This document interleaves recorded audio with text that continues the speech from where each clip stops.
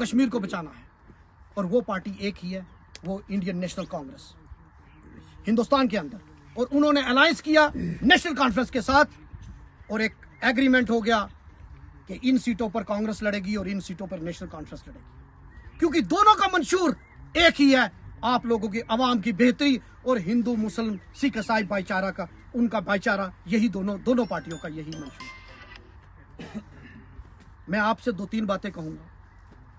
आपने पिछले दिनों सुना होगा कि हमारी हिंदुस्तान के वजीर आला नरेंद्र मोदी जी, मैं इसलिए ये बातें कह रहा हूं क्योंकि कुछ लोग आपको गुमराह करने आएंगे। आपने राजस्थान के अंदर उनको सुना, उनका क्या स्पीच थी कि अगर कांग्रेस की गवर्नमेंट आ गई तो ये जितने भी हिंदुओं की प्रॉपर्टी है, जितनी जायदाद है, जितने उनके मंगलसूत्र हैं, ये सब मुसलमानों में तकसीम हो जाएंगी।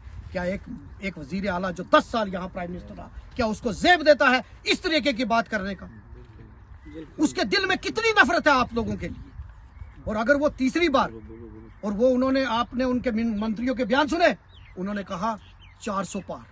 तो किसी ने पूछा उनको, भाई 400 पार क्योंकि अक्सरियत तो आपको 272 की चाहिए, सरकार तो आपकी बन जाएगी।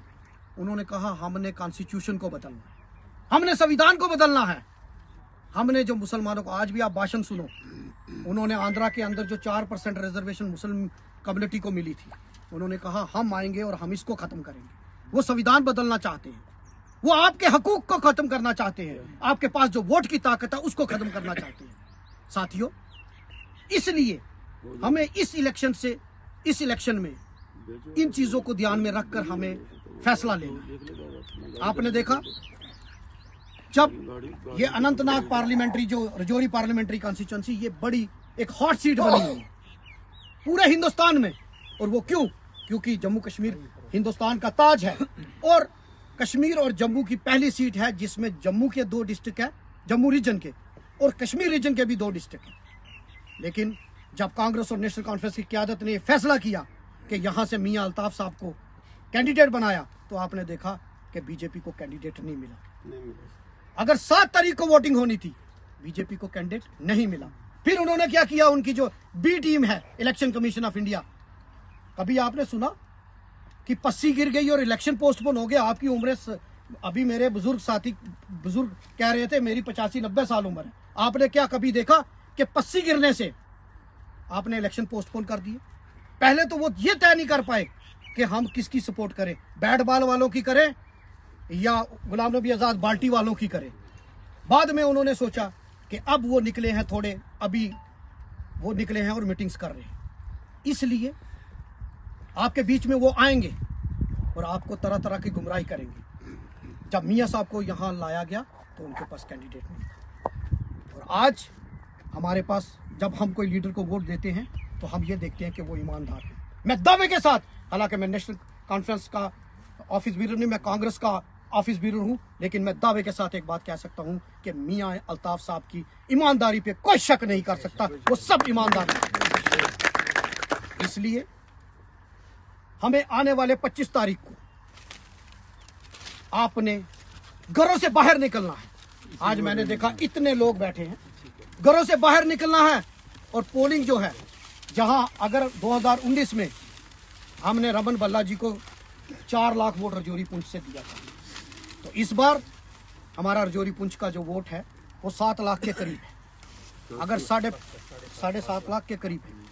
और अगर पोल होता है हमारा, जितना पोल होता है, हम 90% वोट यहां से मियां साहब को देकर, यहां से जिताकर हम पार्लियामेंट में भेजेंगे। और जब मियां साहब का वोट आएगा तो वो वोट राहुल गांधी जी को जाएगा, और जब राहुल गांधी जी को वो वोट जाएगा तो दिल्ली के अंदर सरकार बदलेगी। जब सरकार बदलेगी तो हमारे बच्चों का मुस्तकबिल बदलेगा, हमारे यहाँ अमन होगा, हमारा भाईचारा हो गया। तो इसलिए सभी इस बात की ध्यानी करें। मेरे किसी साथी ने कहा कि स्पीचें करने से ज्यादा हमें पोलिंग बूथ पर घर घर जाना है। अगर कोई साथी नाराज है तो उससे बात करनी है कि भाई इस वक्त कई बार हमारे घरों में कुछ झगड़ा लड़ाई होती है, तो जब बाहर से कोई हमला करता है तो हम एक हो जाते हैं। आज हमें इन फिरका प्रस्त ताकतों के साथ लड़ना है, इसलिए जाती मफाद नहीं देखना है। हमने इकट्ठे होकर मियाँ साहब को यहाँ से पार्लियामेंट में भेजना है। तो मैं आपसे एक बार फिर बहुत शुक्रिया अदा करता हूँ और परवेज साहब को मैं मुबारकबाद देता हूँ कि इन्होंने इतनी अच्छी मीटिंग ऑर्गेनाइज की, क्योंकि तरह तरह की बातें होती थी और इस वक्त क्योंकि काम का समय भी है और बड़ी अच्छी मीटिंग। और कल भी शफायत साहब ने बड़ी अच्छी मीटिंग वहाँ मंजा कोर्ट के अंदर, फिजा बदल रही है, जलसा मीटिंग हुआ, फिजा बदल रही है और वह यहाँ से इंशाल्लाह मियाँ साहब भारी अक्सरियत में यहाँ से जीत कर पार्लियामेंट में जाएंगे। तो मैं इस शेर के साथ, असूलों पे आंच आए, असूलों पे आंच आए तो टकराना जरूरी है, असूलों पे आंच आए तो टकराना जरूरी है, जिंदा अगर है तो जिंदा नजर आना जरूरी है। शुक्रिया।